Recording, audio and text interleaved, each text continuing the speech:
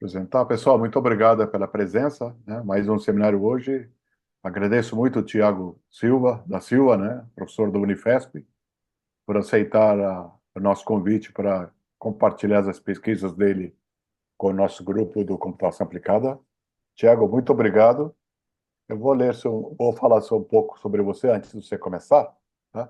Como eu falei, ele é professor da Universidade Federal de Estado de São Paulo, Universidade Federal de São Paulo, né? Da Unifesp, São José dos Campos, né? Ele tem várias áreas de pesquisa, né? Uma das mais fortes dele é interação humano-computador, design de experiência de usuário, engenharia de software, métodos ágeis, tecnologias imersivas e acessibilidade na web, né?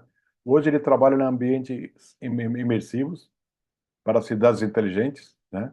Eu entendo que ele está também no grupo do André, lá com cidades inteligentes e área, e acessibilidade digital também que ele trabalha, combinando design de experiência do usuário, visualização de informações e abordagens de ciência de dados com realidade aumentada virtual.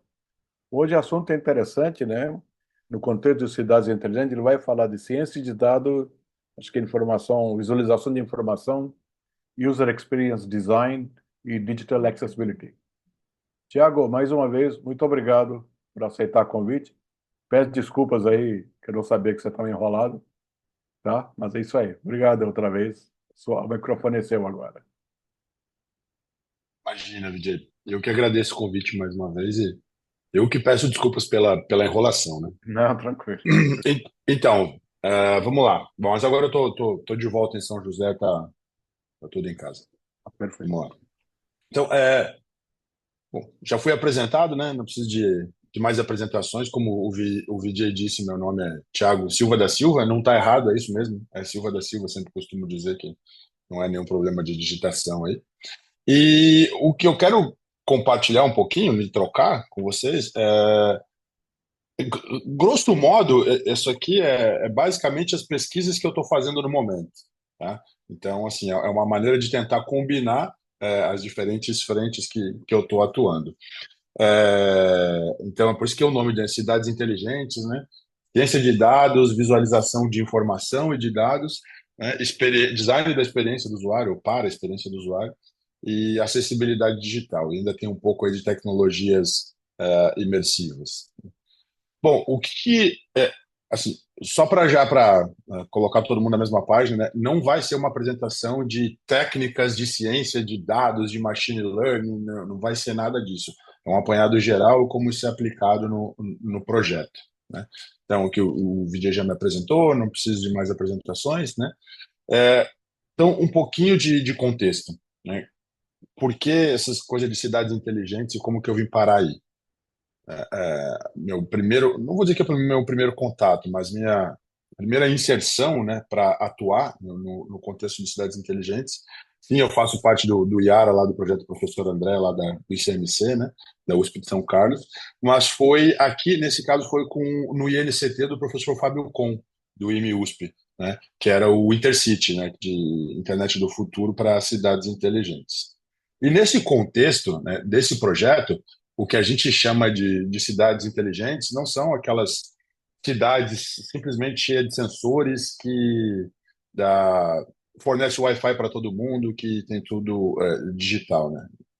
Nas cidades inteligentes, para nós, né, no contexto desse projeto, é que é aquela cidade na qual as políticas públicas são definidas, né, ou criadas a partir de evidências. Então, políticas públicas baseadas em evidências. Então, não é simplesmente ter um monte de sensor distribuído pela cidade e chamar isso de cidade inteligente.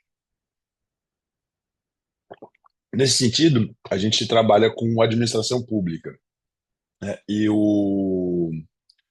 A convite do Fábio e do Paulo Meirelles, lá do ICMC USP, eu comecei a trabalhar com um pessoal da Faculdade de Educação e de Saúde Pública da USP, né? E tem um projeto lá, não me lembro em que altura da apresentação tá, que é chamado Cultura Educa. Essa parte aqui eu poderia ter tirado, né, que era só para contextualizar para o pessoal de fora do país como que era a educação aqui no Brasil, né? Como era estruturado, tinha educação básica, né? A pré-escola, o ensino fundamental e o médio, e o sistema de universidade também que tinha público e privado. Enfim, isso aqui a gente pode pular. E aqui era só onde está o foco desse projeto, que é um projeto intitulado. O título do projeto, meu projeto FAPESP, é bem maior, mas o foco é na plataforma Cultura Educa, que eu já vou explicar o que que é e como que todos esses conceitos se combinam. Então, o foco aqui são nas escolas públicas, né, da pré-escola, ensino fundamental e ensino médio. Então, já chegando lá. Então, a gente tem muitos dados, né, muitas informações sobre educação aqui no Brasil, né, desde informação dos estudantes, né, informações das escolas em si, tem algumas pesquisas, né, de satisfação, de engajamento, de aprendizagem, né, de como os estudantes estão aprendendo. Então, tem muita coisa em papel, nas escolas propriamente dito, né, e tem alguns dados, inclusive públicos, né, no portal do governo mesmo de dados abertos, a gente tem algumas informações, inclusive dados do IBGE. Então, nesse sentido, é, esses dados estatísticos são fáceis, né, de manipular, de consultar, porque eles já estão digitalizados e estão online, públicos. O nosso foco é mais nos outros dados, mais qualitativos e que estão nas escolas, mais da população. Então, existe uma plataforma, né, chamada Cultura Educa, que tem todo um histórico aí, que nasceu do Instituto Lidas, lá na Faculdade de Educação da USP, com a professora Sônia Krupa, que é uma plataforma para apoiar as políticas públicas em educação. Então, ela combina diversas fontes de dados, né? E aí que a gente começa a falar, né, de dados, de ciência de dados, de visualização de dados, de visualização de informação. E essa é a cara antiga do Cultura Educa. Então, a gente tem essa cara, tem o mapa, a gente tem as diversas camadas. Deixa eu pegar meu apontador aqui, me dá só um segundo que eu consigo apontar melhor para o que eu quero mostrar. Peraí. Então, voltando aqui, né? Então, essa plataforma, né, que combina uma série de dados. Então, a gente tem as camadas aqui, né, que a gente pode acessar, como eu disse, essa é a cara antiga da plataforma, onde a gente tem as divisões urbanas, né, então, em municípios, em estados, e tem os equipamentos que a gente chama de equipamento público, né. Então, a gente pode ir quebrando, né? Tem os equipamentos, assistência social. Então, aqui, uma vez selecionados, o selecionado o estado de São Paulo. Então, ele vai mostrar as informações do estado. Eu quero um município, então eu consigo selecionar um município específico. Eu quero selecionar um equipamento público específico, uma escola, por exemplo. Eu consigo selecionar e eu quero as informações do entorno dessa escola. Então, essa escola aqui, espaço Bricate, eu consigo ter as informações do entorno, qual é a área, número de domicílios, então a população, né, a pirâmide etária, uma série de informações. E aqui nessa outra aba, equipamentos, eu não lembro se está aqui, não está aqui, mas estão os equipamentos públicos no entorno dessa escola, que a gente consegue visualizar o que tem. O que é um equipamento público, né? O que é uma biblioteca, um museu, até uma unidade de saúde, né? Então, essa é a plataforma que combina uma série de informações. A gente tem aqui nela também a rede, a questão de rede, que é onde a gente pode se logar, né, e compartilhar e colaborar nessa plataforma. Então, quero inserir informações daquela escola, eventos que ocorrem naquela escola, a gente consegue fazer esse tipo de coisa.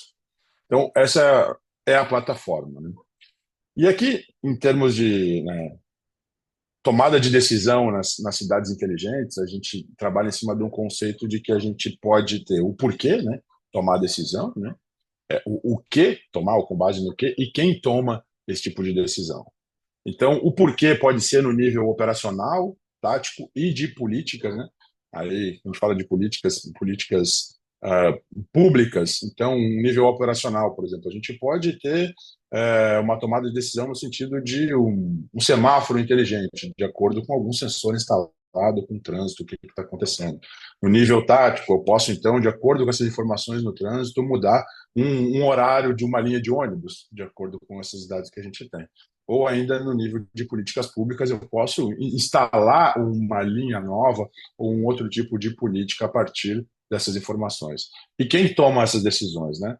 pode ser tanto o governo local da cidade, né?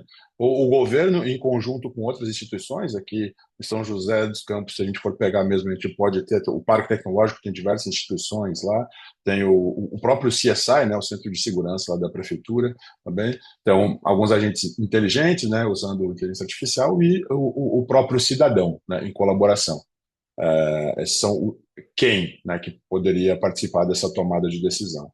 Qual é o ponto aqui, né, da participação do cidadão? É mais burocrático e mais difícil, né? Não é tão simples assim colaborar. E os tipos de evidência, ou ainda o compartilhamento, se compartilha ou não, né? Pode ser aquela coisa fechada, simplesmente para a administração pública, ou pode ser compartilhado com a população. E o tipo de evidência, grosso modo, aqui, né, a partir dessa referência, pode ser quantitativo, qualitativo, né? Estatístico e quali.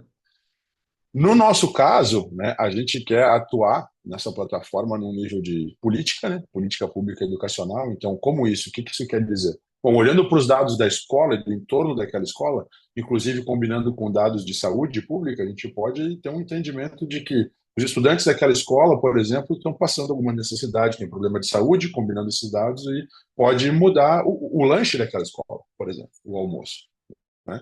A gente pode. Então, e a gente tem os dados estatísticos, quantitativos, a partir do quê? Da Secretaria de Educação local, por exemplo. Eu fico dando os exemplos de São José dos Campos, mas é qualquer cidade, é uma plataforma a nível nacional, e outras instituições, como eu falei, Secretaria de Saúde, pode acontecer, ou algum outro órgão. E quali, no sentido de ter a colaboração do cidadão, né? Que ele pode entrar na rede, pode colaborar e dar informações e combinar essas informações para apoiar a tomada de decisão. Então, a política pública baseada em evidência. Isso dá muita discussão, né? Tem muita discussão sobre isso, o que é evidência para apoiar a política pública, o que não é. Alguns autores consideram diferente, mas vamos para frente. Então, nesse sentido, né, que tem essa plataforma, a Cultura Educa. E, então, só resumindo aquilo que eu estava dando highlight ali, né? Então, questões estatísticas vindo do governo e outras organizações e dados também qualitativos vindo dos cidadãos. Então, essa plataforma já existia, como eu disse, a gente trabalhou para combinar algumas diferentes áreas de ciência de dados, de visualização de dados e design para a experiência do usuário. O que a gente começou fazendo nesse projeto? A gente começou fazendo um redesign dessa plataforma. E aí que envolve toda essa questão, como eu disse, da experiência, né, de ciência de dados, da visualização e, inclusive, acessibilidade digital, que eu vou pincelar isso mais para o final. Para fazer esse redesign, porque essa plataforma nasceu de uma demanda e foi contratada uma empresa lá nos primórdios que se desenvolveu. Então era um caos, né? E não era nada user-friendly. Então a gente resolveu ir por uma das abordagens que existem, né, dentro do UX design, de design centrado no usuário, inclusive, né, de user-centered design, que é a questão do UCD Sprint. Então eu preciso falar um pouquinho sobre isso, né? Existe o conceito de, então, o User Experience Design, né, que o pessoal chama de design da experiência do usuário, mas é o design para a experiência do usuário, né? Sempre lembrando que a gente não consegue fazer o design, fazer o projeto de uma determinada experiência. A gente consegue projetar para que o usuário tenha uma possível experiência, né? Não quer dizer, não é a garantia que ele vá ter aquela experiência. Então, é o projeto para uma possível experiência do usuário. Então, existe um conceito que é Sprint, que era chamado de Google Design Sprint, tem um livrinho conhecido sobre isso, né? Que ele condensa a etapa de descoberta de produto, né, em um workshop, dá para chamar assim, uma sprint, de uma semana, que se inicia na segunda, mapeando e definindo, mapeando as demandas e definindo um alvo, né, um objetivo. Na terça-feira, a parte toda de sketching, né? Na quarta-feira tem a etapa de decidir qual é a melhor solução ou a combinação daquelas soluções, né? A partir do ponto de vista do usuário, entre aspas, porque não é tão simples assim, num workshop de uma semana, onde tem os stakeholders dentro de uma sala. Na quinta-feira, essa parte de desenvolver um protótipo, e aqui fala de realista, né? Mas é um protótipo, em geral, de alta fidelidade, usando ferramentas como o Adobe XD, o Figma, por exemplo. E então, na sexta-feira, se faz o teste com o usuário, ou cliente, né? Ou usuários em potencial. Então, é um workshop de uma semana que envolve diversos perfis, diversas pessoas reunidos numa sala para ter essa saída aí de um possível produto. E existe, então, né, alinhado a isso, um framework proposto pela Vir Piroto em 2021, que ela chamou de UCD Sprint. O que é isso?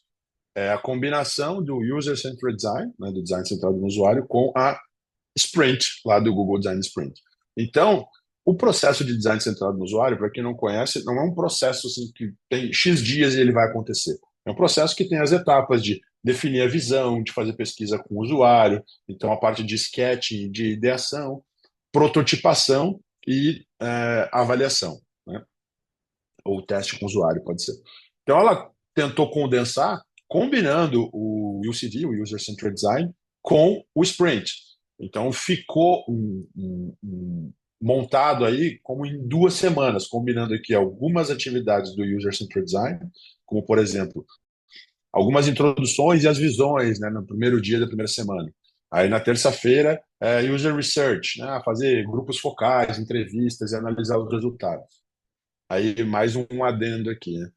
Pesquisa com o usuário, nesse mundo de design centrado no usuário, não se faz em um dia, né? Então, para chegar nessa terça-feira com research aqui, a gente já tem que trazer alguma bagagem de antes, mas dando andamento. Então, a definição na quarta-feira, né, quais os objetivos de UX, os requisitos de usabilidade. E aí, quinta, sexta e na semana seguinte, aqui no começo, tem a parte do Google Design Sprint, que é a parte do mapping, que é lá na segunda-feira, aqui, fazendo a relação. Sketching, o que significa sketching, né? É rabiscar, ter ideias. Então, tem uma conversa de que, nesse mundo de ter ideias, a pior coisa que a gente pode fazer é pegar a primeira ideia e morrer abraçado com ela, né? O objetivo é ter várias ideias para que se tenha boas ideias. Então, as melhores vão ficando conosco e as piores vão ficando para trás.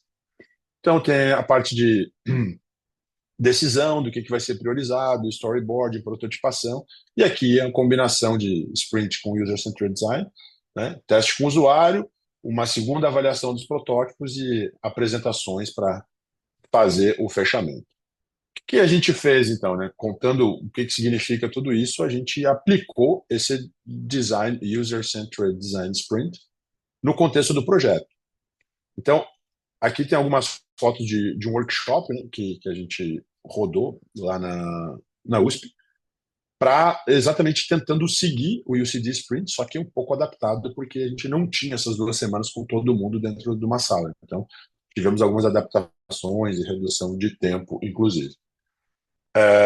Só que antes disso, né, para chegar nesse sprint aqui, nesse workshop, a gente primeiro teve que definir, analisando dados, aí de novo, dados, os dados dos usuários da plataforma, a gente definiu algumas personas.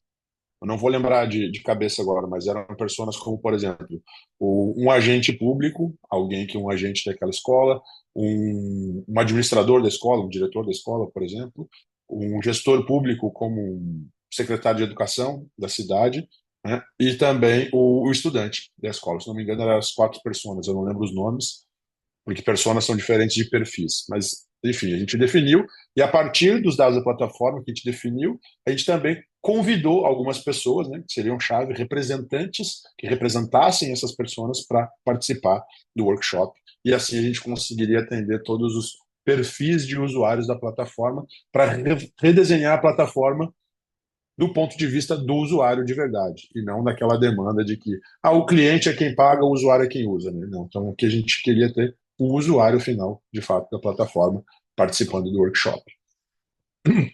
Aqui são só exemplos, né, das tarefas que a gente fez, tipo de resultado, nem vale a pena entrar em cada uma, cada grupo tinha uma representação diferente de perfis, e só para contar como que a gente fez essa parte do design centrado no usuário adaptado. No sentido de ciência de dados, né, então, o que a gente fez aqui? Seguindo essa referência de usando, dizendo que essa a cadeia de valor dos dados, né, que a gente tem uma descoberta de dados aqui, né, um data discovery, tem uma integração dos dados e a exploração dos dados. Então, nesse discovery, a gente tem a coleta e anotação, que consiste no quê?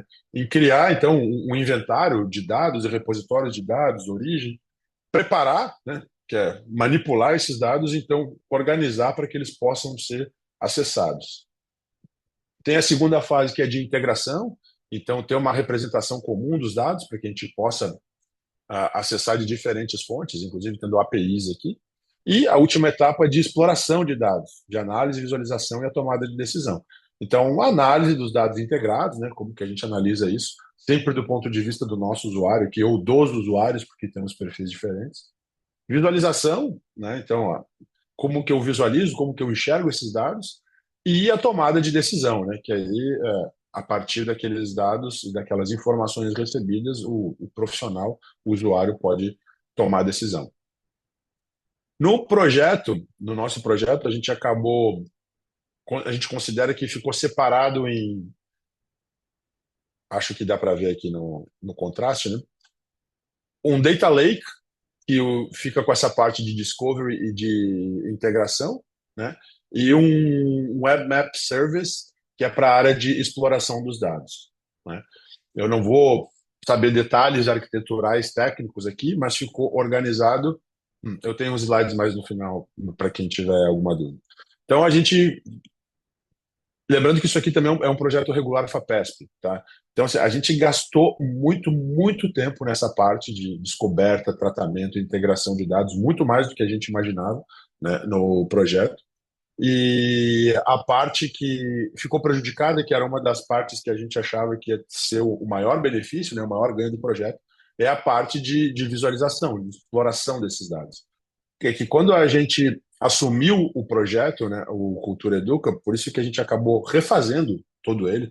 Quando eu digo redesign, não foi só um redesign do front, foi todo o projeto, porque estava muito, muito bagunçado, não dava para integrar esses dados, não tinha como, né, fazer essa preparação, organização e integração dos dados. Então a gente refez tudo e gastou muito tempo nessa parte e ficou pouco tempo para a parte de exploração e novas formas de visualização. Então, falando já em visualização de dados e de informação, né, que é a parte que eu disse que ficou mais prejudicada, que a gente ainda está trabalhando nela, aqui é só para trazer uma referência para vocês, né, que é bem recente, de um survey de Urban Visual Analytics, né? Então, como que a gente visualiza essas informações, né, de cidades inteligentes?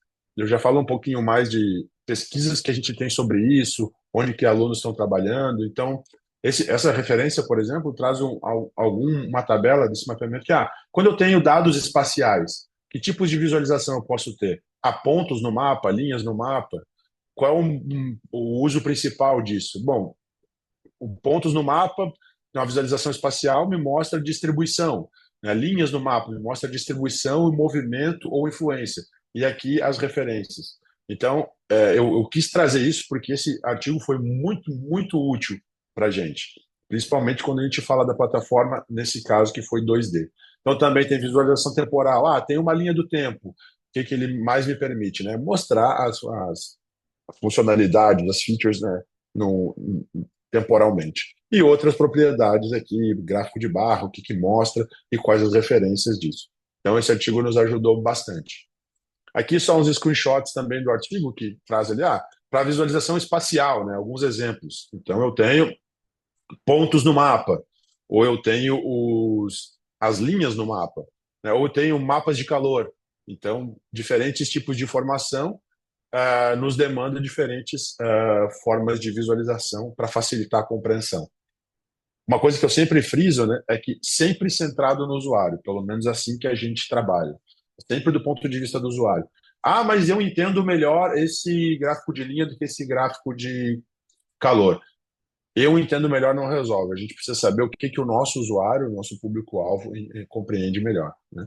Então, aqui outros exemplos também, né, de glifos no mapa, ou as áreas de visualização no mapa aqui no bem. Então, são os grafos, inclusive. Então, dependendo da informação que a gente tem maneiras diferentes de apresentar. E tem muito conteúdo sobre isso. Então, não tem uma receita de que, olha, tendo isso, faz aquilo. A gente pode criar alguns componentes, né, com base no que a gente aprende, mas nada pronto, pronto. Só algumas coisas pré-prontas. Aqui outros exemplos, então, a visualização temporal, né, o que a gente pode mostrar. Aqui um Sankey Diagram, eu gosto muito desse tipo de diagrama aqui. O uso, inclusive, para fazer revisão de literatura. Quem faz revisão sistemática aí não tem a ver com o assunto, mas é uma forma de visualizar dados. Esses desafios me chegam a esses problemas que me levam a essas soluções. Então, a gente usa bastante esse tipo de visualização.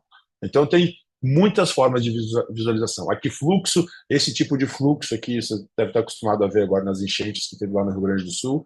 A gente, inclusive, tem trabalhado com o pessoal lá da Universidade de Calgary, num sistema de visualização, na verdade, é de emergência, tá? De alagamento, de enchente, de flooding que eles têm lá. Só que agora a gente está trabalhando com tecnologia imersiva.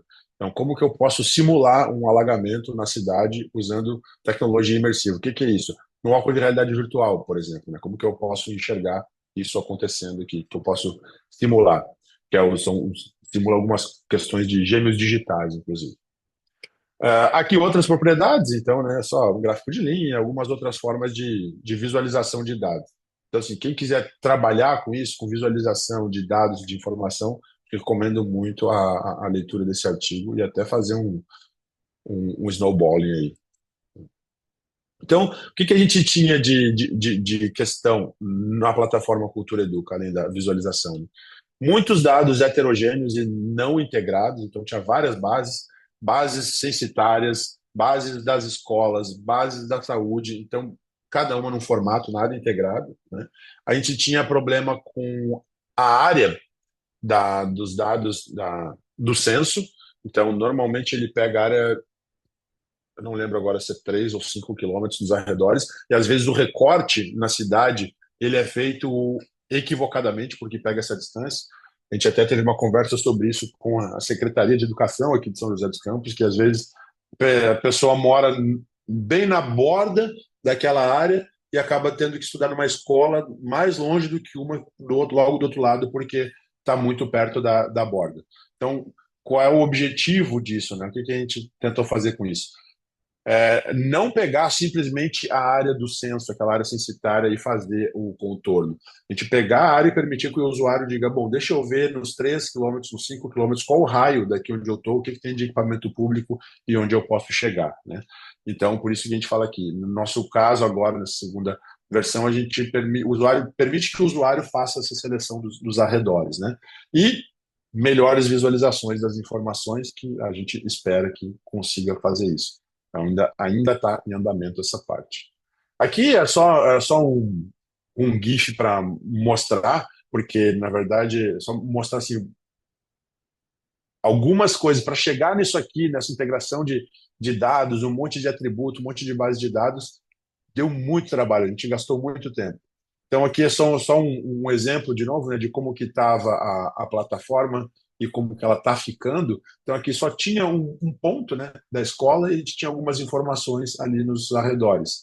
Então, hoje a gente consegue selecionar, né, eu tenho o estado, eu tenho a cidade, eu tenho a localização e eu consigo selecionar no entorno daquele ponto o que eu tenho ali e não só com o contorno da área censitária. Aqui também é só uma forma de visualização também, né, que você pode ver bem, né, vamos chamar de feia, nada elegante, né? A gente tem aqui na seleção dos equipamentos públicos a escola de ensino fundamental dos anos iniciais, e tem uma bolha verde com um número, não tem nenhuma relação de tamanho e tal. Aqui é uma forma de como está ficando, né, as visualizações da plataforma Cultura Educa. Então, dependendo da informação, a gente tem um outro tipo de visualização que é mais intuitivo para o usuário. Aqui também está a relação da escola, né? Então, em vez de estar, como eu mostrei, aqui, que eu só tenho acesso assim, eu tenho o acesso da escola, por exemplo, ele me diz que é aquela unidade, me mostra nos arredores, então, essa cor, o que é? São centros de ciências, os museus e os CRAS. Então, eu tenho uma maneira muito mais intuitiva de visualização das informações aqui do que era naquele mapa de antes. E aqui os detalhes, né? Pirâmide etária e algumas outras só. Aqui, na verdade, só tem as mesmas informações da outra plataforma, só que está representado um pouquinho melhor. Aqui a gente já tem outras informações que na plataforma antiga a gente não tinha. Tá? Então, de próximos passos que a gente tem nesse projeto, ainda a gente, na verdade, esse que a gente já fez, né? Esse teste com os gestores públicos. Então, a gente já fez uns testes, que foi a rodada final dos testes. A plataforma não ficou 100% pronta, né? Caminhando para o final do projeto, porque faltou tempo, como eu disse, foi um problema de estimar, né? A gente estimou errado, gastou muita energia e muito tempo na parte de integração dos dados e a parte de visualização acabou ficando prejudicada. Mas, enfim, a gente está fazendo a integração com os dados públicos, inclusive de saúde, né? Como eu disse, tem uma parceria, inclusive tem um aluno de doutorado que trabalha que faz doutorado lá na Faculdade de Saúde Pública da USP. Então, foi construído esse data lake, né, para integrar diferentes tipos de dados. Inclusive, o objetivo é que ele possa vir a ser usado para outras plataformas, porque esse projeto Cultura Educa em si agora está dentro do contexto de um projeto maior que é financiado pelo Ministério da Saúde, onde se integra esses dados de educação e de saúde, né? As visualizações do mapa, então, de novo, a gente está trabalhando para visualizar os dados que a gente tem, mas o objetivo é, não sei se vai dar tempo, criar visualizações, como eu comentei anteriormente. Bom, eu tenho esse tipo de dado, então, use esse tipo de visualização aqui, uma componentização das visualizações, né? Tudo é open source e acessível, né? E tem uma outra questão aqui que a gente está trabalhando, que é essa Immersive Geovisual Analytics for Smart Cities. Isso aqui é o seguinte, como tem ali no primeiro slide um logo da Universidade de Calgary, eu tenho alguns projetos, eu trabalho com o pessoal da Universidade de Calgary desde a época do meu doutorado, então faz uns 12, 13 anos, e eu tenho inclusive um grant de lá do Parex de inovação, e eles têm um projeto, a universidade com a prefeitura da cidade, de ter um gêmeo digital da cidade. Então, hoje está caminhando para o fim da etapa de arquitetura e back-end desse gêmeo digital, e a gente está trabalhando na prototipação da interface usando tecnologias imersivas, como eu disse, óculos de realidade aumentada, né? Aqueles óculos que a gente consegue visualizar tanto o real quanto o virtual. Então, como que eu visualizo, como que eu faço essas simulações em vez de usar meu teclado e mouse, uma tela 2D, usando o 3D? Eu não sei se vocês estão familiarizados com isso, mas vai lá, pega o Avatar, que tem aquela visualização em cima do mapa. Não é exatamente aquilo, mas tem alguma, alguma relação, né? Então, o que a gente consegue fazer? Desafios que a gente tem nesse sentido. Manipular dados, né? Porque, em geral, quando está com headset de realidade virtual aumentado, tem os controles ou até com a mão, mas é difícil de manipular e imputar dados com a mão. Então, ainda tem um desafio de usar teclado e mouse para isso, né? Como que eu faço para visualizar esses dados?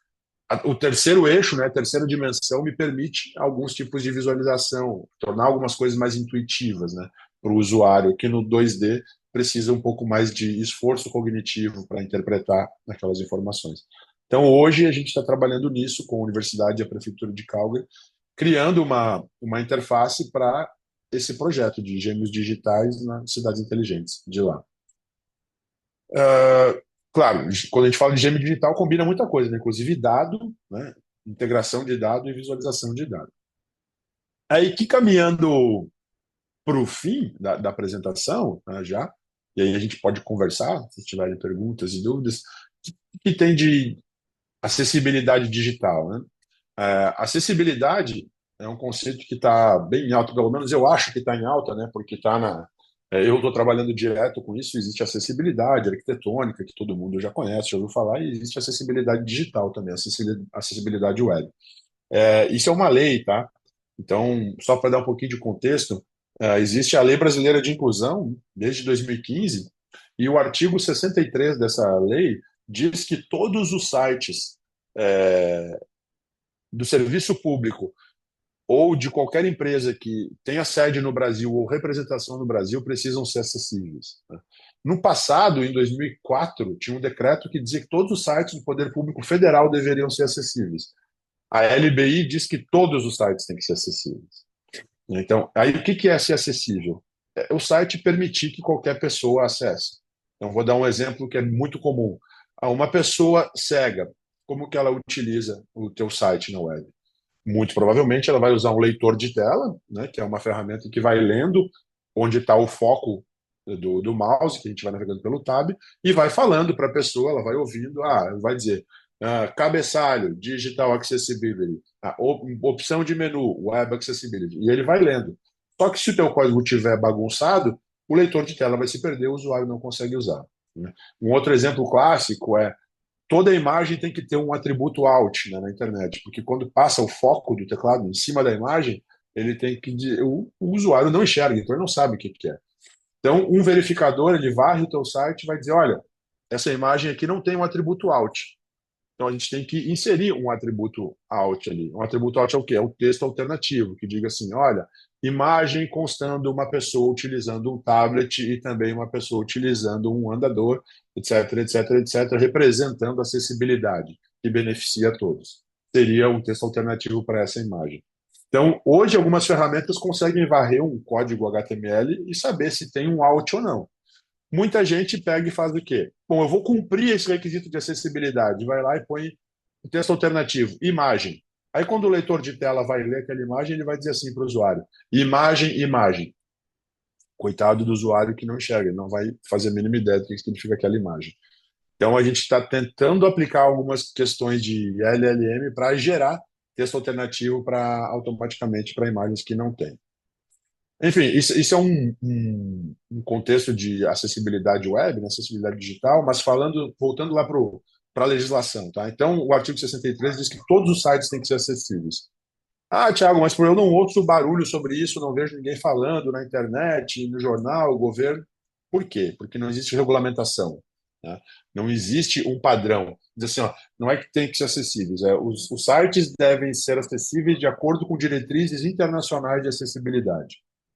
Aí o que acontece? O Ministério Público Federal chega para a empresa e diz: olha, teu site não está acessível. Eu tive uma denúncia aqui de um usuário que não consegue utilizar o site de vocês. Aí a empresa diz: ok, o que eu tenho que fazer? E o Ministério Público diz: tem que usar as diretrizes. E a empresa vai dizer: que diretrizes? Então o Ministério Público diz assim: o EMAG. EMAG, para quem não sabe, é o modelo de acessibilidade em governo eletrônico. Como antigamente era só os sites do governo que deveriam ser acessíveis, o governo criou esse modelo de acessibilidade. São algumas regras. Só que ele não é atualizado desde 2014. E a LBI, que é de 2015, diz que todos os sites têm que ser acessíveis. Ele diz, então usa o modelo de governo. Aí a empresa vai lá e diz, mas eu não sou governo, isso aí não serve para mim. O que eu tenho que fazer? E fica nesse limbo e a coisa não acontece. Então, a partir mais ou menos dessa demanda, né, e do termo de cooperação técnica que tem entre o Ministério Público Federal e a Universidade Federal de São Paulo, um procurador entrou em contato comigo e a gente hoje trabalha num projeto financiado pelo Ministério Público Federal para prover acessibilidade. Então, hoje, o que a gente tem? A gente está trabalhando com a ABNT, inclusive para ter a norma, né, uma NBR, uma norma brasileira de acessibilidade web, que deve sair até 12 de dezembro, para que pegue essa norma, se trabalhe num decreto para regulamentar esse artigo 63 da LBI, para aí, então, o Ministério Público poder cobrar das empresas e das instituições como um todo, instituição pública, inclusive, olha, não tem mais para onde fugir. Como LGPD, né? Não tinha, ninguém se preocupa, não. Está lá a lei, a partir do momento que tiver regulamentado, todo mundo vai ter que cumprir. Então, e esse projeto, né, de acessibilidade digital foi o que deu origem a esse amaweb.unifesp.br, aí, o link está no ar, está funcionando, se vocês quiserem acessar. É um projeto que, deixa eu ver, já que eu estou compartilhando minha tela inteira, deixa eu ver se eu consigo fazer isso aqui. Vocês continuam vendo minha tela aí, no navegador? Sim, Tá. dá para Então ver. a gente consegue, por exemplo, a esse projeto, uma das coisas que a gente tem é o avaliador, né? Que eu colo a URL do meu site aqui e ele vai varrer, espero que funcione. Demo live, a gente nunca sabe, né? Ele varre o meu código procurando problemas de acessibilidade, né? Então ele me mostra o que tem de problema, o que não tem, né? O que que é aceitável, o que que não é. Então, eu vou pegar aqui que é um alerta, né? Tem um alt vazio aqui em alguma imagem.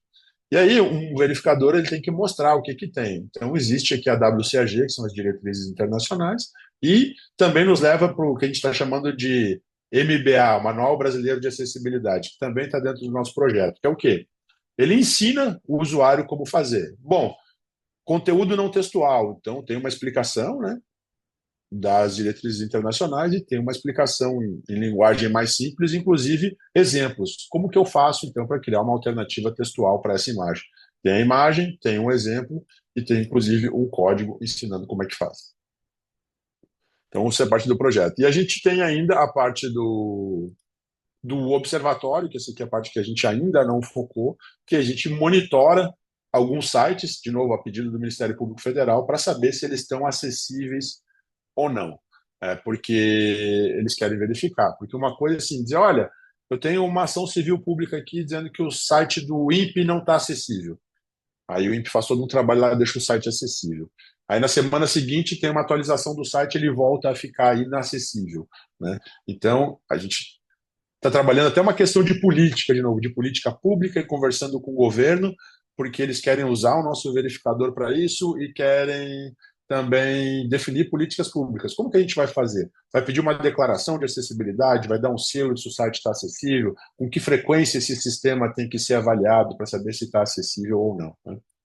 Então, contando um pouco desse projeto, os desafios que a gente tem, né, nesse cenário todo, são alguns desafios no contexto de ciência de dados para descoberta, integração e exploração de dados, né, naquele fluxo da cadeia de valor de dados que eu falei. A gente tem alguns desafios em termos de visualização de dados e informação, tanto na parte de exploração desses dados, né, em termos de plataforma, de cidades inteligentes. E a gente tem aqui o Web Map UX, foi assim que eu chamei, que foi o trabalho de mestrado da minha aluna, que ela criou heurísticas de usabilidade e experiência do usuário para interfaces web, né, onde ela consegue tornar a interface mais compreensível para o usuário. E o X4XR, que são User Experience para Extended Reality. Então, isso até gerou um paper que a gente publicou com o pessoal lá de Calgary, que como que a gente faz com melhor a experiência do usuário dentro do contexto de realidade estendida, né? Então, e está englobando visualização de dados e de informação. O que a gente tem em termos de UX design, né? UX design aqui englobou toda, desde a parte de integração de dados, porque é um desafio para um usuário não especialista entender tabelas e integrar dados. Imagina usando um tablô da vida. Assim, tem que ser muito intuitivo para o usuário saber que dados ele quer combinar para poder gerar uma visualização que faça sentido para ele. Então, desde a integração de dados e a exploração, a visualização, né? Esse que eu já comentei, e o UCD Sprint, que foi essa prática, esse framework de sprint para fazer um design centrado no usuário, mais focado e mais ágil, né? E ainda a parte da geovisualização imersiva, né, que envolve todos esses temas aqui, perdão, só que envolve ainda a questão de extended reality. Ah, Thiago, como que eu visualizo esses dados? Isso ainda está em definição, se vai ser VR, se vai ser AR, o hardware, inclusive, ainda não está definido de como vão ser visualizados esses dados. Em termos de acessibilidade digital, né, isso aqui está tudo englobado. Em termos de legislação, né, cada país ou até a União Europeia tem as suas diretrizes, então, de acessibilidade digital e tecnologia assistiva. O uso de tecnologias como realidade mista, realidade estendida, ajuda. Pode até ser uma tecnologia assistiva em alguns casos, né? Quando eu aponto, não precisa ser só com headset, quando eu aponto um celular para algum lugar em realidade aumentada, ele me mostra uma informação que não está ali, mas está digitalmente, pode ser considerado um tipo de tecnologia assistiva. E é isso, né? Eu sei que eu falei correndo, eu falo muito rápido, mas eu queria trazer um apanhado, né, de dados, de informações, de conceitos que a gente trabalha nos projetos e ver se vocês têm algum interesse, o quão útil pode ser para vocês e o que a gente pode colaborar. Tiago, muito obrigado aí. Excelente palestra, muito boa interessante essa demanda do Ministério Público Federal para tentar normalizar, sim, né, a importância da acessibilidade. Antes de passar para os alunos, tem duas, duas perguntas, né? Uma é sobre políticas públicas, né? Que toda política pública entra governo, prefeituras, governo do estado, e às vezes é difícil convencer e sensibilizar para fazer algumas mudanças para aceitar o que a academia, ou independente de quem que está propondo, né? Então, não sei como é que no seu caso do Intercity vocês tiveram essa experiência, como é que vocês engajaram? Nunca fácil. Ah, Assim, a gente até para quando dá a submissão do projeto FAPESP, né, conversou muito com o Fábio lá, ele tem acesso por conta das implicações que ele tem lá na cidade de São Paulo, mas a gente tinha, e o pessoal da educação tinha acesso na prefeitura de Santo André, São Bernardo, no ABC, e a sim. gente fez contato aqui em São José dos Campos. Ah, Honestamente, em São José a coisa não virou muito, não. Tipo assim, a ideia deles é, era, não, vamos fazer um piloto, sei lá em como é que chama? Lá em São Francisco Xavier. Aí eu disse assim, sei. não, isso aí não serve, é muito pequeno, a gente precisa visualizar o mapa como um todo. Então aqui não evoluiu muito. Foi muito mais Sim. com o trabalho que o pessoal já tinha nas escolas e com a Secretaria de Educação de São Bernardo e Santo André. E assim, o que eu posso te dizer? Política, né? Aí a política com P maiúsculo, né? Uma política pública é sempre um desafio, né? Sim. Porque troca governo, troca Isso, secretário, então isso. às vezes tu tem uma carta de apoio que vai conseguir fazer, depois não consegue fazer as validações. É, E aí entram questões até bem mais específicas, do tipo assim, olha, eu vou então fazer uma entrevista com a secretaria ou com o gestor na escola tal, e aí daqui a pouco as pessoas dizem, responde, mas não responde, porque tem medo que daqui a pouco o chefe fique sabendo de alguma coisa que reclamou. Então, assim, quando envolve, né, o usuário, e principalmente a questão política, serviço público, eu acho desafiador, porque não é fácil convencer as pessoas a fazer, né, a utilizar, a Sim, navegar sim. ali dentro, É, e até dar opinião sincera. entendi, entendi. Mas É a gente porque teve exemplo, acesso, né, mas ah, tem sim, outros desafios. Matheus. Não, porque São José, por exemplo, ele assinou a carta para Iara. Ele mandou, Uhum. mas nunca entrou em contato, nunca falou. Aí descobrimos que em Curitiba, que teve Feira de Cidades Inteligentes, São José apresentou o stand deles, que contrataram uma empresa para avaliar. Chegaram à conclusão, São José é a primeira cidade mais inteligente do Brasil. E aí não dá para saber quem, mas tudo bem, isso é problema do político. A Eu não outra, vou, eu não posso falar sobre isso porque está gravando, tá? Mas não tem é problema. assim. Não, eu falo, já conversamos sobre isso, mas não vou nas outras palestras de cidade inteligente, mas tudo bem. Outra coisa é sobre acessibilidade a todos, né? Que você falou que é importante, né? É, isso quer dizer que a interface tem que ser diferente para cada tipo de problema, de dificuldade. Ou dá para fazer alguma coisa geral? Eu acho que ainda É, consigo. não necessariamente, não é que tem que ser diferente, né? Ah, Se ela seguir vamos adapta. chamar assim, das diretrizes de acessibilidade, já ajuda muito, né? Entendi. Agora, é Entendi. claro que, principalmente para pessoa com, assim, ó, porque existe uma série de deficiências, né, que as pessoas podem ter. Inclusive, elas podem ser temporárias. Imagina que Sim, quebrou os sim. dois braços, né? Sim, Como é que vai navegar? Vai sim. navegar pelo teclado, pelo tab, né? Então, só o fato de navegar pelo tab, mesmo que seja sem um leitor de tela, se o teu código estiver bagunçado, ele vai se perder, tu não vai Vai conseguir perder. usar, né? Entendi. Então, assim, tem uma série de deficiências, ou inclusive agora a gente tem uma série também de transtornos, tem o espectro autista, tem o déficit de atenção, tem pessoas com dislexia.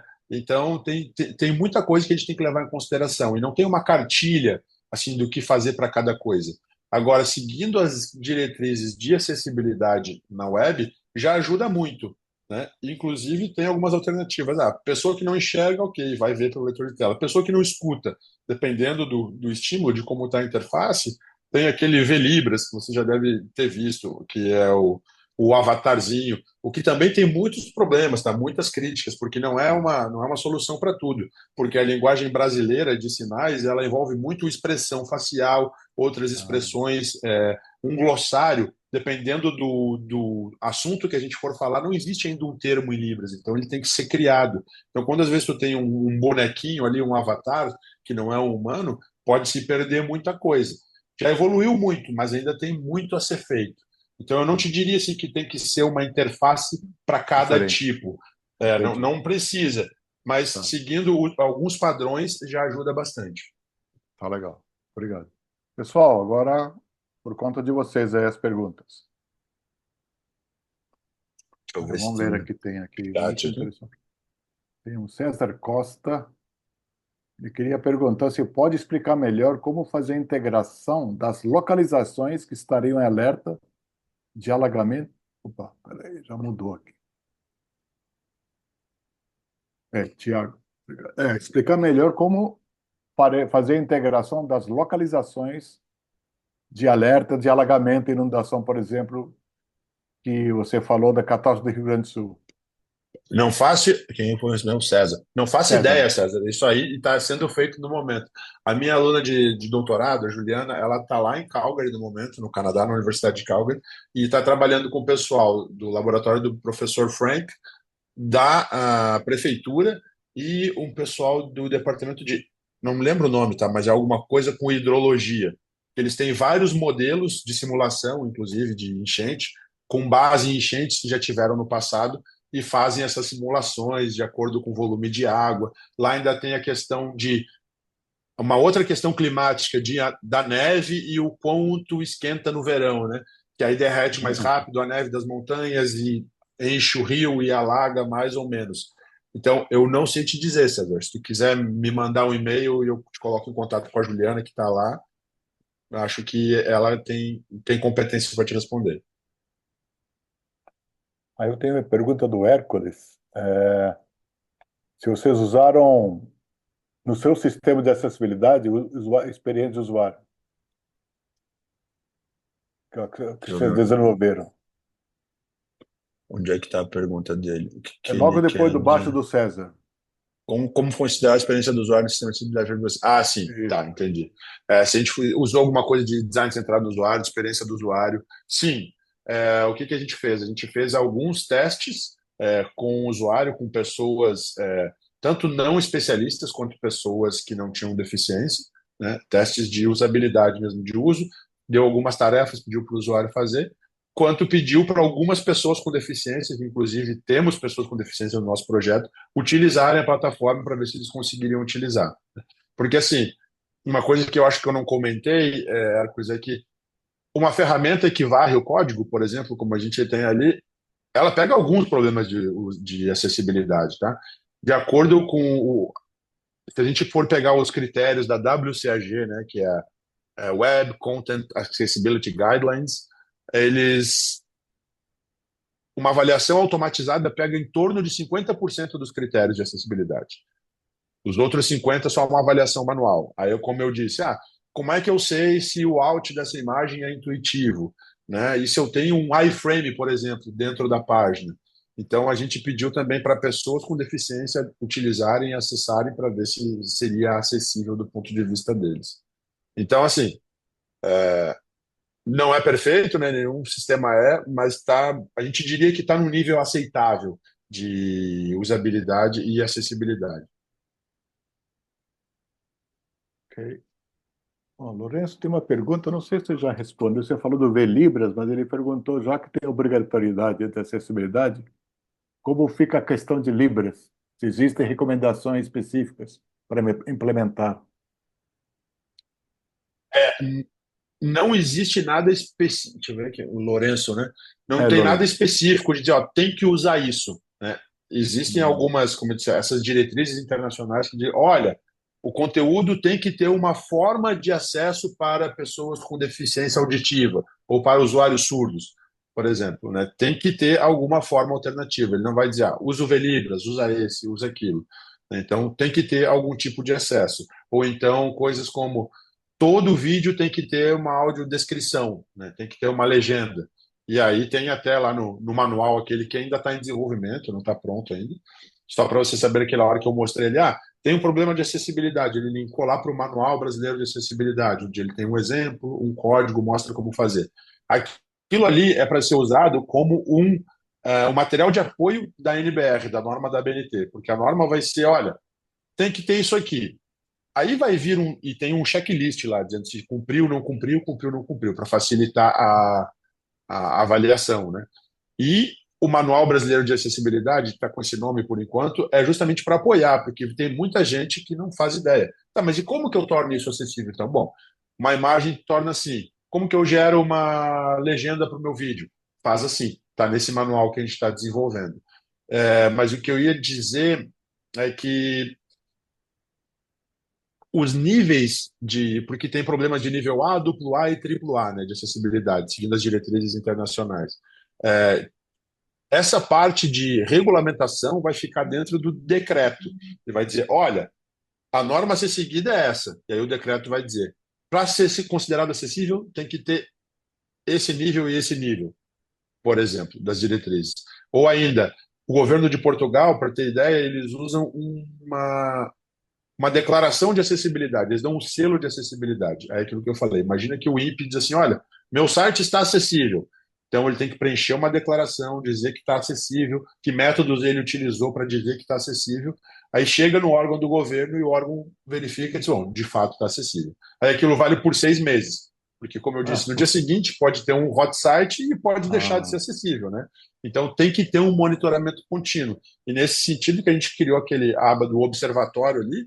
Inclusive, a gente tem uma parte fechada só para os procuradores do Ministério Público, que é para eles poderem monitorar, porque eles querem monitorar diversas empresas, que eles entram com uma ação civil pública, e eles dizem: ó, quero monitorar esse cara aqui, porque ele me garantiu que está acessível, quero ver se ele está acessível mesmo semana que vem. Então, a gente faz esse monitoramento proativo deles. E esse projeto, essa demanda do MPF com a gente da Unifesp, nasceu de uma ação que eles tinham contra as empresas de máquina de cartão de crédito, para vocês terem ideia. nossa. Era pré-pandemia ainda, isso pré-Pix, que todo mundo tinha uma máquina de cartão, né? E se popularizou e o pessoal viu, a maquininha de cartão que é com tela touch, né? Não tem botão. Como que uma pessoa que não enxerga digita a senha? Uma tela com botões ainda tem a sensibilidade, sabe onde está, tem o relevo no número 5, mas como que faz quando é só a tela, né? Então tem muita coisa para se tratar em termos de acessibilidade. Pessoal, tem mais alguma pergunta? Comentário?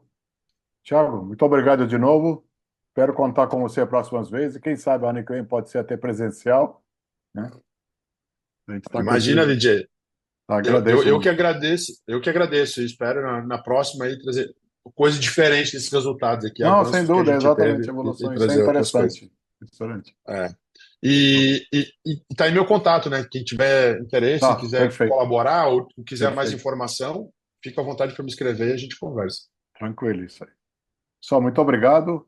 Até a próxima. Tiago, mais uma vez obrigado. Até mais aí. Imagina, eu que agradeço. Obrigado, gente. Abraço. Abraços.